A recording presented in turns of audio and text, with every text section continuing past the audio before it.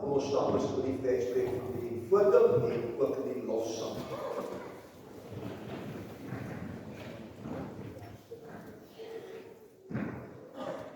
Ons begin, ons voortsetting en ons einde is in die naam van die Here wat hemel en aarde gemaak het, wat trou is tot in ewigheid en nooit laat vaar die werke van sy hande nie.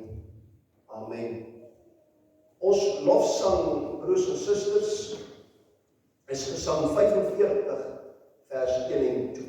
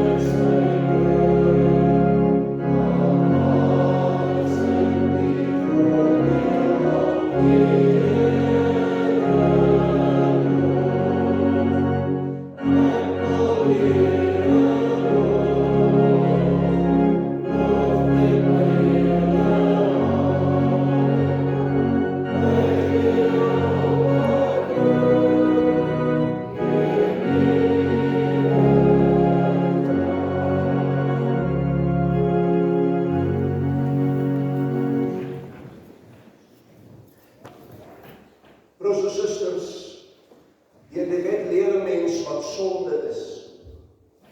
Kom ons toets ons lewens aan die wet van die Here en vergewis onsself opnuut van hoe skuldig ons almal staan teenoor God en ook teenoor mekaar.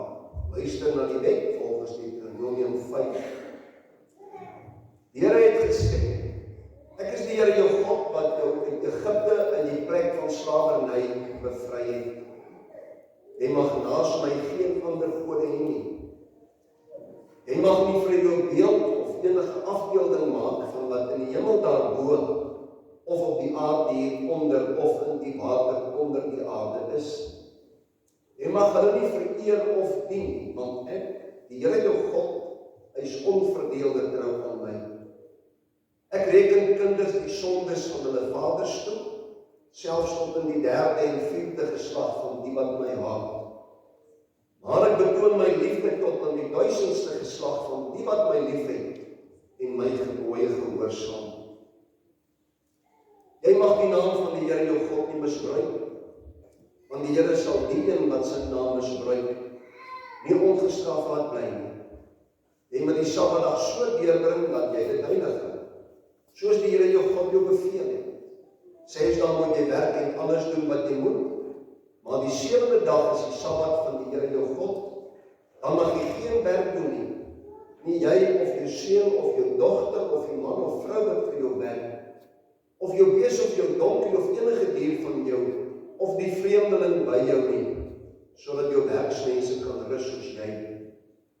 Jy moet daarom dink dat jy in Egipte 'n slaaf was, en dat die Here jou God jou deur sy groot krag en met magtige dade daaruit bevry. Daarom het die Here jou God jou beveel om die Sabbatdag te onderhou. Eer jou vader en jou moeder, soos die Here jou God jou beveel het. Dan sal jy lang lewe hê en sal dit goed gaan met jou in die land wat die Here jou God vir jou gee. Jy mag nie moord pleeg nie, jy mag nie egbreek pleeg nie. Jy mag nie steel nie, jy mag nie vals een ander getuig nie. Jy mag nie iemand anders se vrou begeer. Jy mag nie sy huis begeer nie. Ook nie sy grond, sy slaaf of slavin, sy bees of donkie, of enigiets anders wat aan hom behoort. As ons onsself aan die wet van die Here toets en meet, broers en susters, dan erken en bely ons staan skuldig teenoor God en teenoor mekaar. Kom ons bely dan ook ons skuld en die die sing van Psalm 130 vers 1 en 2.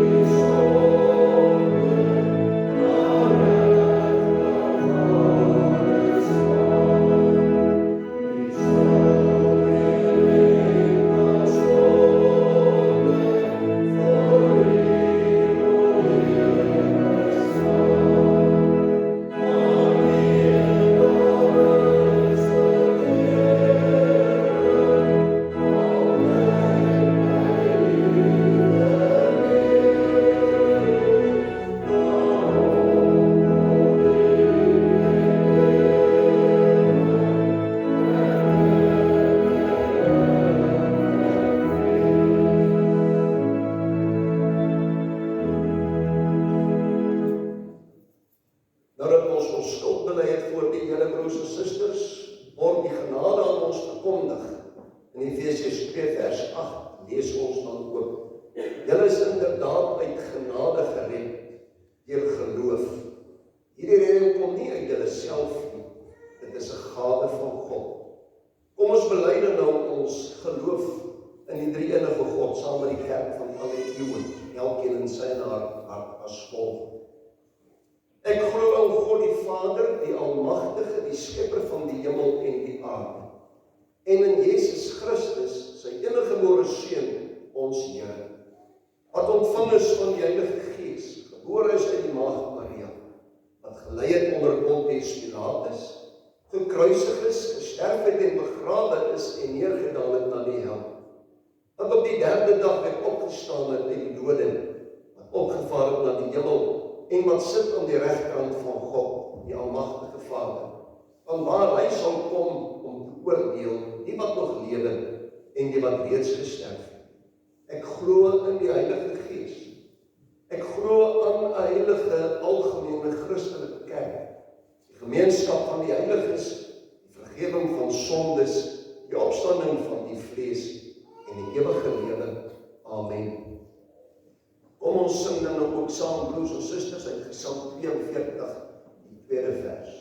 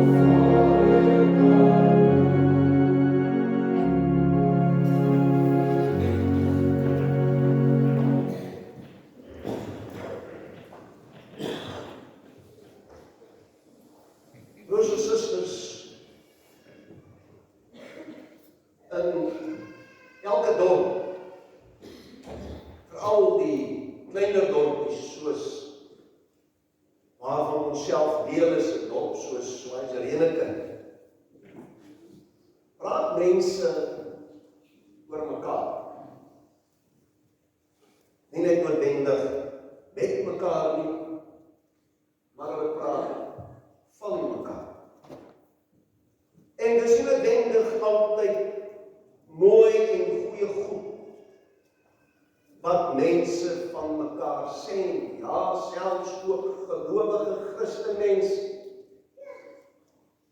wat aan die wêreld 'n voorbeeld moet stel, wat nie noodwendig altyd mooi dinge van mekaar sê nie. Net so gebeur het in elke dorp. Raad die mense omdat dit kleiner gemeenskappe is waar almal mekaar ken en eintlik alles van almal af weet. Praat mense ook baie maklik oor die kerke in die dorp. Verskillende kerke, verskillende gemeentes. Wat hulle doen, wat hulle nie doen nie.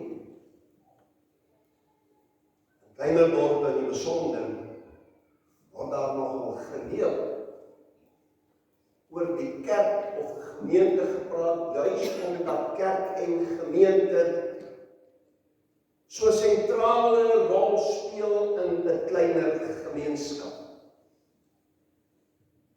Soms praat mense met lof en bewondering van 'n sekere kerk. Soms praat mense met minder lof en minder goed oor 'n ander kerk. Vraag vanmôre broers en susters wat ek in ons midde belaat en ek wil hê wanneer ek die vraag vra, dat elkeen van ons hier in homself en haarself vir 'n wyle sal dink as het ware aan 'n antwoord op hierdie vraag. Wat sê die mense van die dorp daar buite oor die APK Schweizerlike? As ons nou daaroor verwyle moet nadenk. Wat sê die mense daar buite oor die APK Schweizerlike? As mense oor hierdie gemeente moet praat, en hulle doen soos hulle oor al die kerk, wat gaan hulle oor hierdie gemeente getuig? Ek lees vir ons 'n gedeelte in Romeine 1, broers en susters, vers 8 tot 15, waar die apostel Paulus oor die gemeente in Rome getuig. Waar hy iets vir ons sê oor daardie gemeente. En aan die einde van die dag kan ons mekaar vra, as die apostel Paulus uiteindelik 'n brief moes kon skryf oor die gemeente APK Schweizerlike, wat sou Paulus oor die gemeente ongetuig? Kom ons lees dan nou in Romeine 1, vers 8 tot 15. En die opskrif by die gedeelte is die geloof van die Romeine. Paulus se vurige verlange om hulle te sien. In die eerste plek dank ek my God, deur Jesus Christus voor julle almal, dat julle geloof verkondig word in die hele wêreld. Want God, wat ek in my gees dien in die evangelie van sy seun, is my getuie hoe ek onophoudelik aan julle dink en altyd aan my gebede smeek, of ek tog nou eindelik 'n goeie geleentheid sal vind, deur die wil van God om na julle te kom. Want ek verlang om julle te sien, om julle een of ander geestelike genadegawe mee te deel, sodat julle versterk kan word. Dit is, dat ek saam bemoedig kan word onder julle deur die gemeenskaplike geloof van julle sowel as van my. Maar, broeders, ek wil julle nie daarvan onkundig laat, dat ek my dikwels voorgeneem het om na julle te kom nie. En ek is tot nog toe verhinder, sodat ek ook onder julle een of ander vrug kan insamel, net soos onder die ander heidene. Teenoor Grieke sowel as nie Grieke, teenoor wyse sowel as onverstandige mense is ek skuldenaar. Vandaar die verlange van my kant, om ook aan julle wat in Rome is, die evangelie Sover die skriflesing, broers en susters. Salig is elkeen wat die woord van die Here hoor en dit ook in die hart bewaar. Kom ons bid nou saam.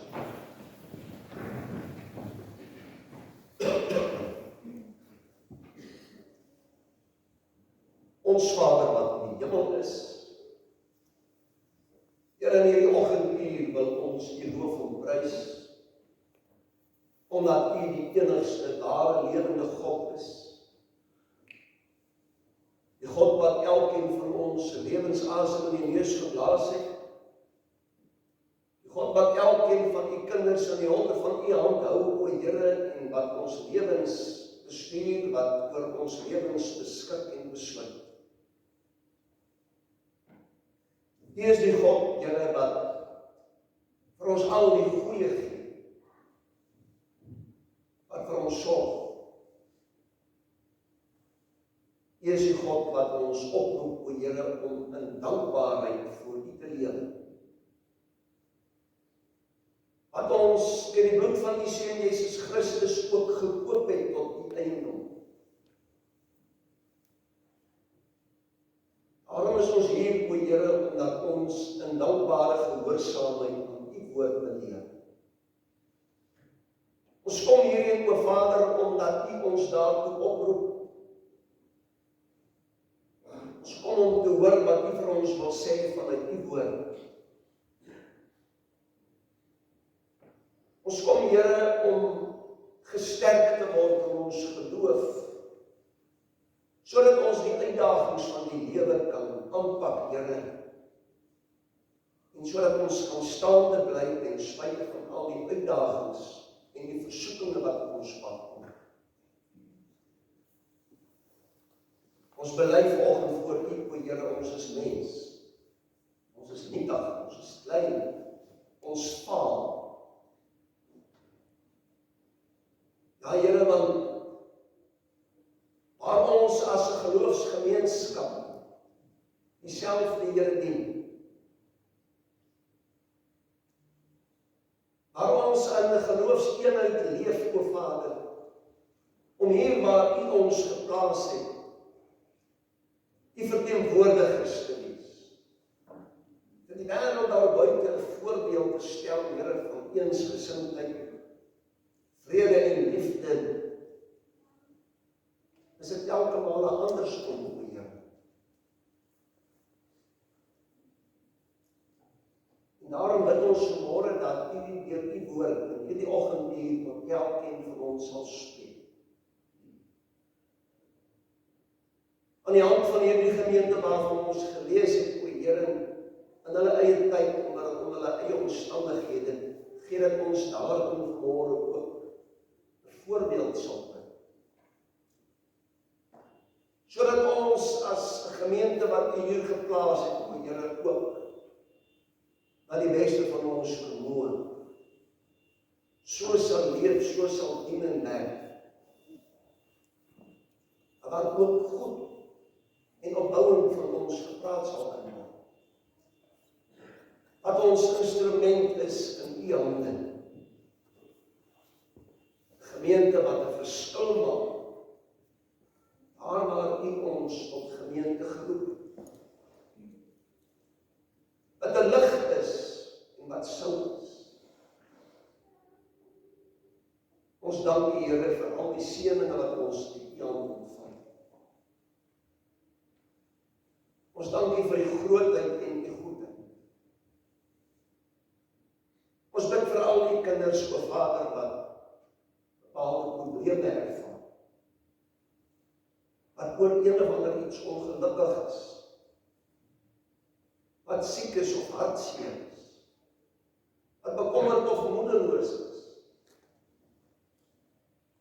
Ons bid vir vrede in hulle harte en ons bid vir uitkoms, o Here, dat U hand op elkeen sal lê, sal oprig en opnuut ook sal gebruik tot U eer en verheerliking.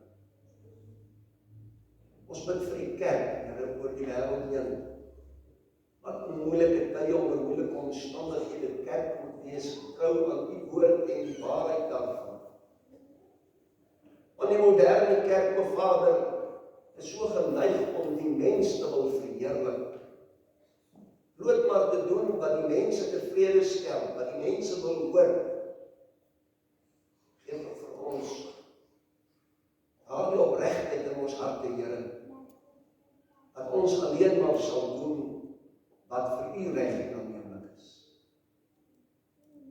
Ons bid vir die verkondiging van die evangelie op hierdie dag, reg oor die wêreld. Ons weet die woord word gebring deur nie gesondaar mense, maar gebruik dit, Here, tot U eer en verheerliking, en gee dat U kerk ook daardeur gebou sal word. Ons dank U, Here, dat ons kan weet U Gees is oral teenwoordig, ook vanoggend hier waar ons bymekaar is. Laat U Gees dit nou stil maak in ons harte, o Vader, sodat ons kan hoor wat U vir ons wil sê. Ons vra dit in die naam van Jesus Christus, ons verlosser. Amen.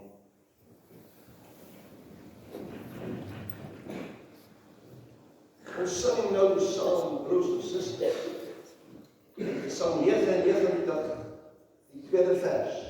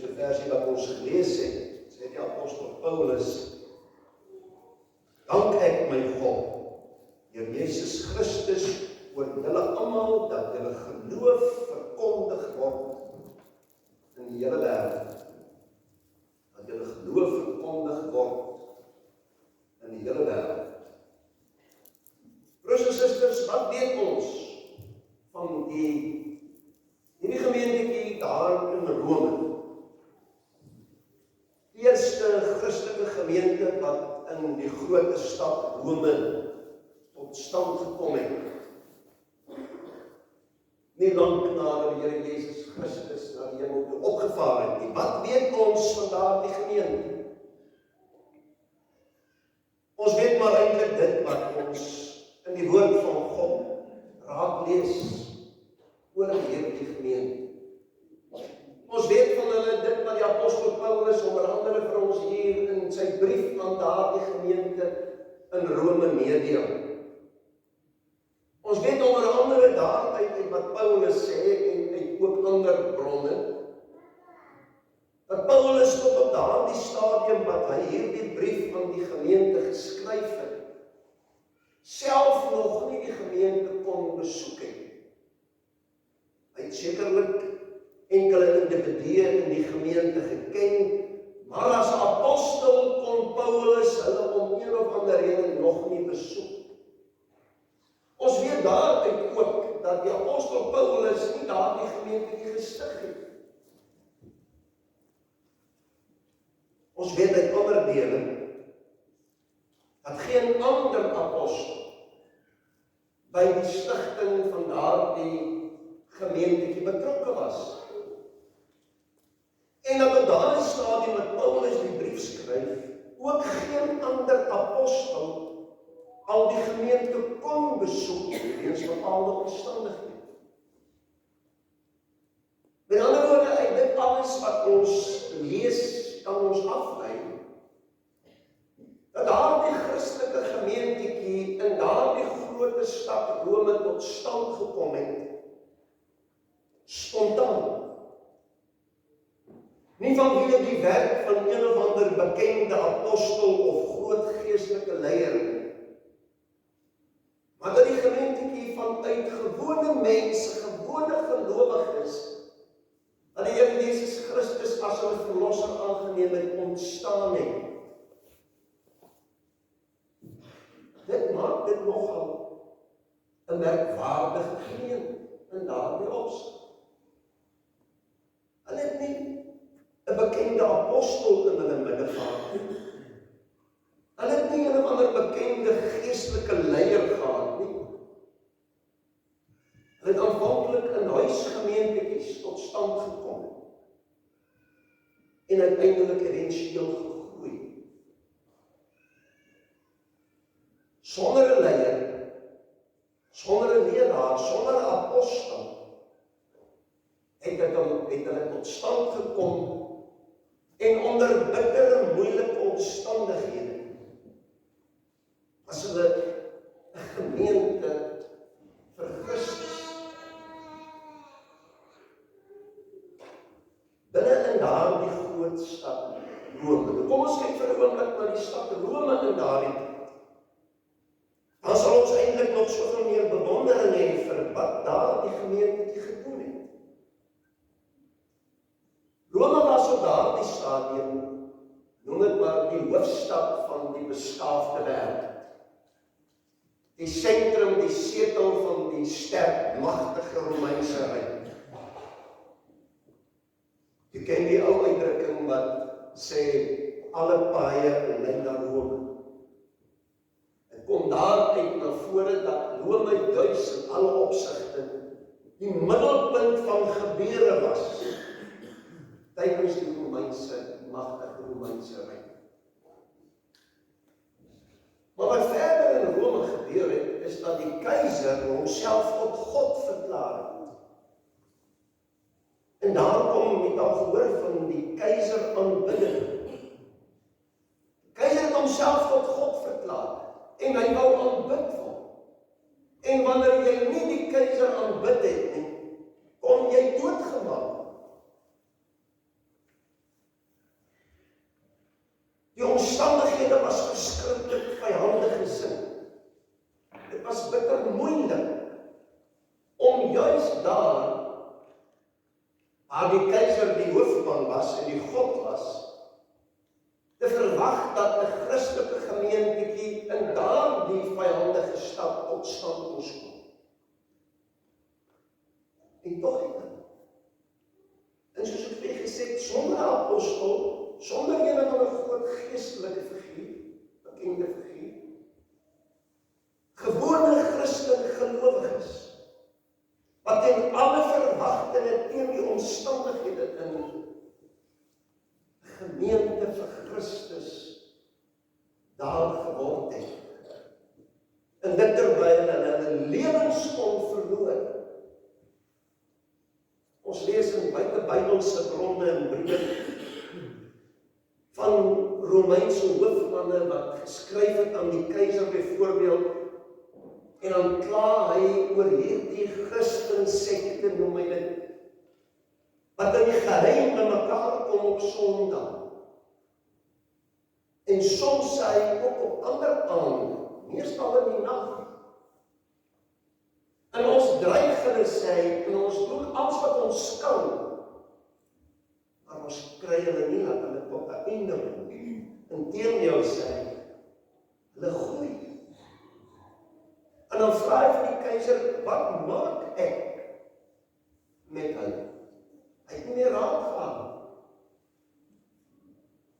Verstommend eintlik is dit nie, dat Christengelowiges so begeesterd is, so vervul met die gees van God, met die waarheid van die evangelie van Jesus Christus, dat hulle onder daardie verskriklike moeilike selfs in die geheim by mekaar gekom het, om gemeente van Christus te wees.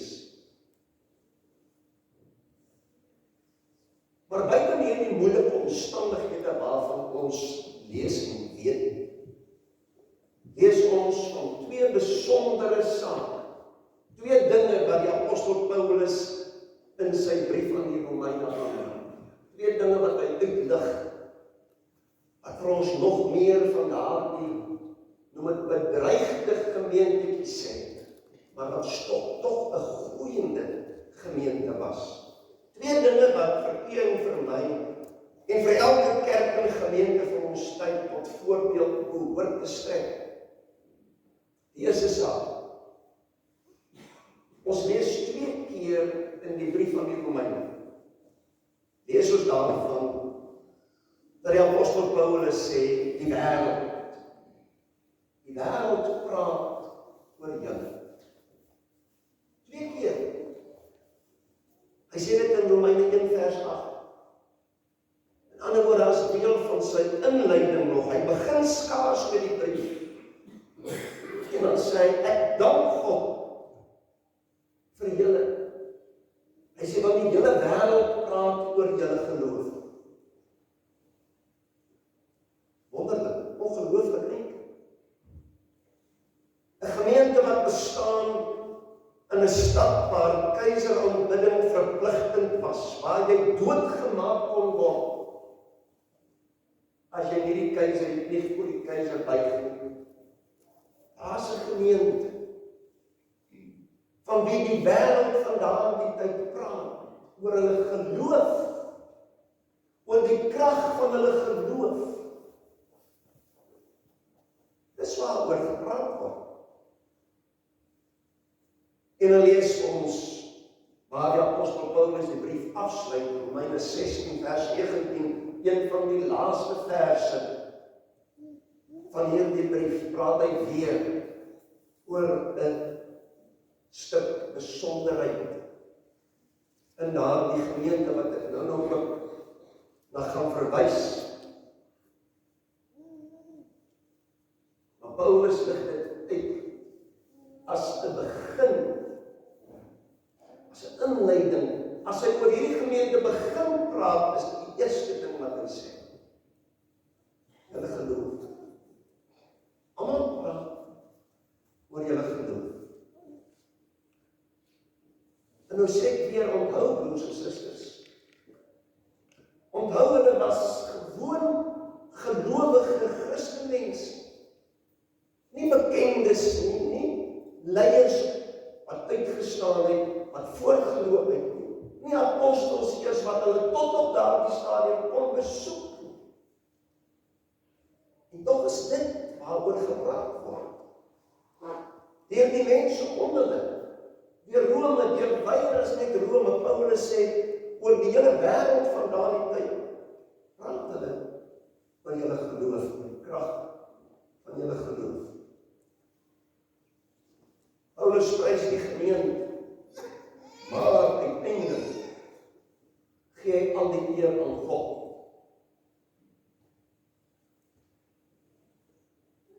In Romeine 16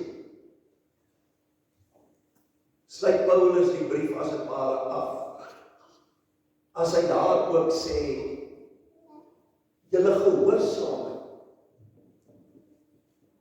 word deur almal oorgedra. Dis op almal se lippe. Julle gehoorsaamheid aan God word wyd oorgedra. Dan lees daar die twee besondere verse wat daar uitgelig word. In die ou vertaling wat ons lees, staan daar, julle gehoorsaamheid het algemeen bekend geword.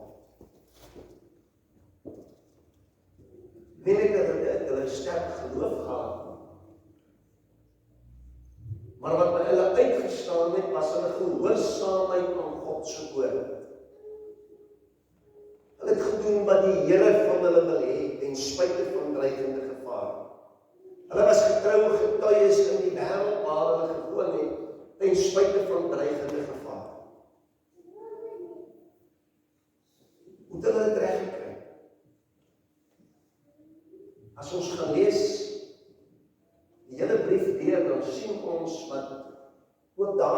vir ons antwoord.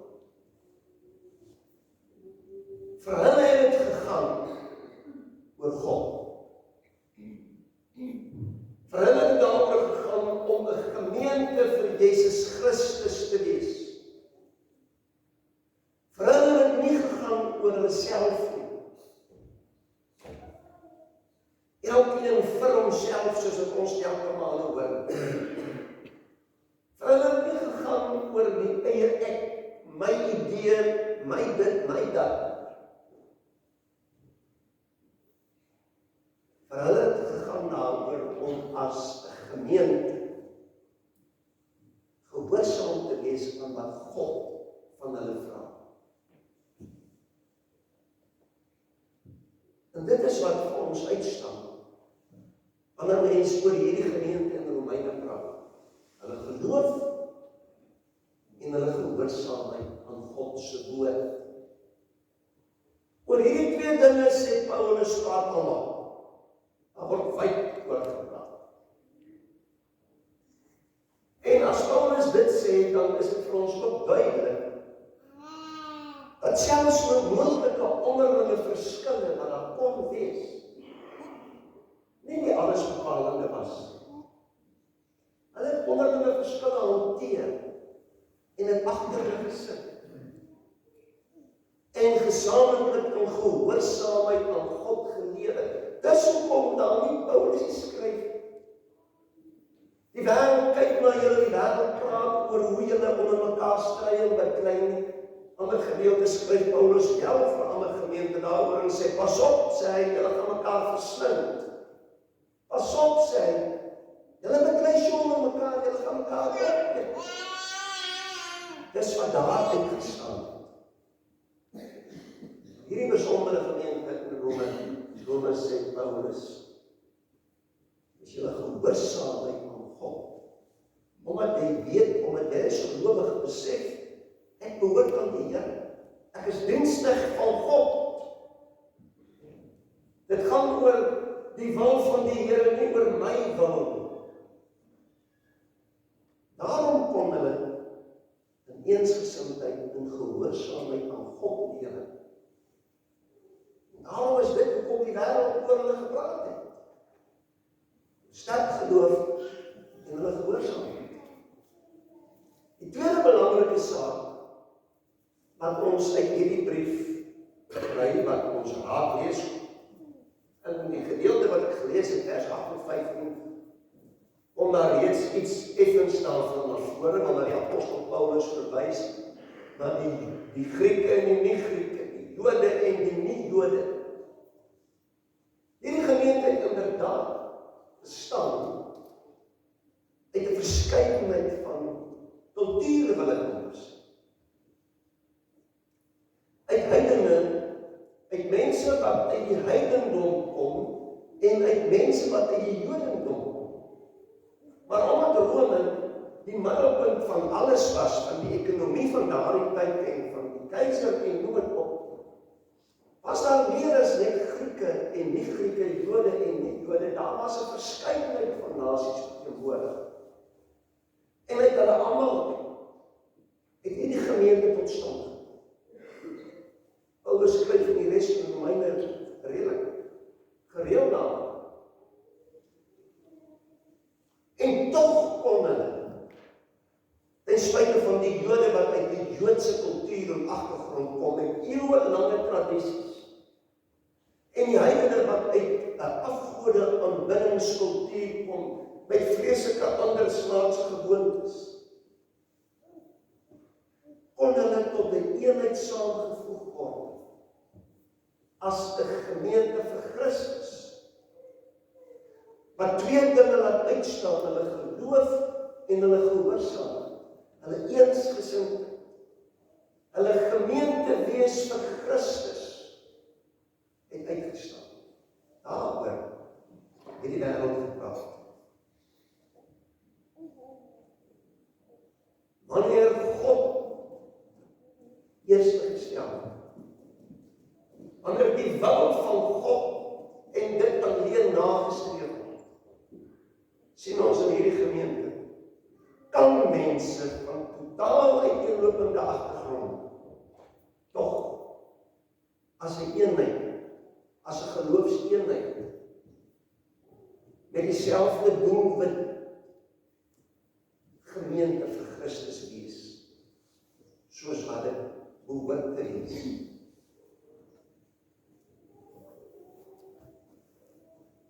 Ons eie omstandighede in ons tyd, broers en susters, as ons dit meet aan die gemeente in Rome van daardie tyd, ons eintlik 'n wonderlike tyd. Het ons op 'n manier eintlik 'n ongelooflike tyd vir groei van die koninkryk van God hier op aarde. Ons word nie bedreig nie, ons geloof word nie bedreig nie, ja, ons lewens word bedreig.